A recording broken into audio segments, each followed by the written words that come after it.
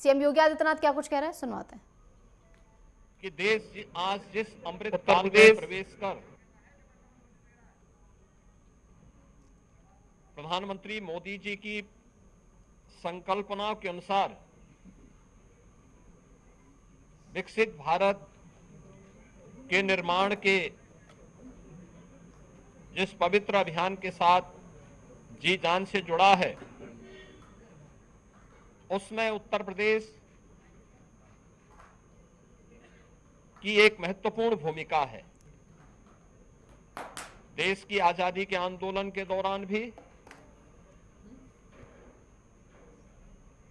अनेक स्वाधीनता संग्राम सेनानियों ने उत्तर प्रदेश को केंद्र में रख करके देश की आजादी के इस अभियान के साथ जुड़े थे। अनेक क्रांतिकारियों की कर्मभूमि और जन्मभूमि होने का सौभाग्य भी उत्तर प्रदेश को है। उत्तर प्रदेश आदरणीय प्रधानमंत्री जी के मार्गदर्शन और नेतृत्व में विगत 7.5 वर्ष में विकास और सुरक्षा के नए प्रतिमान स्थापित किया है। विकास और सुरक्षा का, समृद्धि का, आस्था और आधुनिकता का जो संगम आज उत्तर प्रदेश के अंदर देखने को मिल रहा है, उसका रास्ता भी हमारे इसी विधानमंडल से प्रारंभ होता है। उत्तर प्रदेश विधानमंडल के शीतकालीन सत्र के अवसर पर सरकार उन सभी मुद्दों पर, क्योंकि यहां पे विधायी कार्य तो इस सत्र में होंगे ही, विधायी कार्य के साथ साथ अनुपूरक बजट भी इस सत्र में विधानमंडल के सामने आएगा। इसके अलावा जनता से जुड़े हुए और प्रदेश के विकास से जुड़े हुए मान्य सदस्यों के महत्वपूर्ण सुझाव और उनके मुद्दे भी, जो जनता से जुड़े हुए मुद्दे हैं, उन मुद्दों को भी सदन में रखने का एक सुनहरा अवसर मान्य सदस्यों के सामने है। और इसीलिए मेरी अपील होगी सभी पक्षों से कि सदन की कार्रवाई सुगमता के साथ संचालित हो, आगे बढ़े। जनता से जुड़े हुए मुद्दे, विकास से जुड़े हुए मुद्दों पर एक सार्थक चर्चा हो।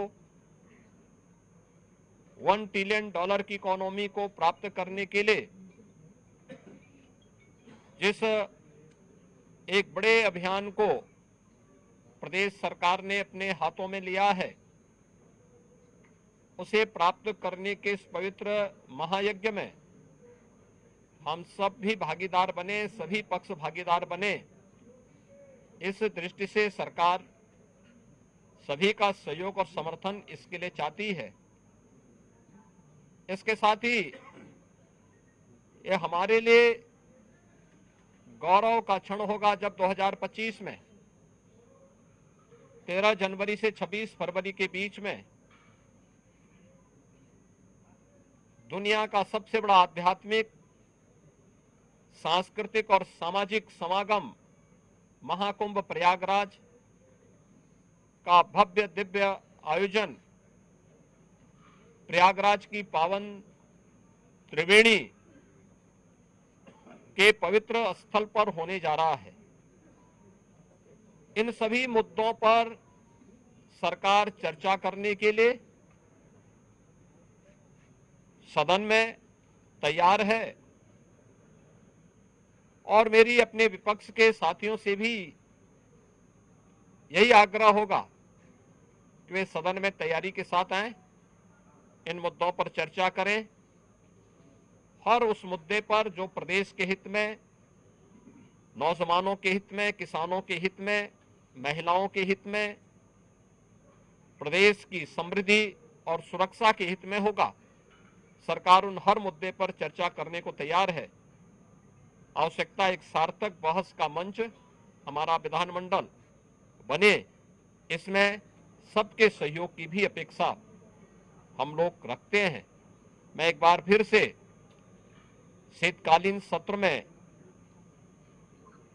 सभी माननीय सदस्यों का हृदय से स्वागत करता हूं और विश्वास व्यक्त करता हूं कि उत्तर प्रदेश विधानमंडल लोकतंत्र के इस महत्वपूर्ण स्तंभ में कार्य सुगमता से संचालित हो रहा है और सार्थक मुद्दों पर चर्चा के लिए हमारा सदन जाने जाए।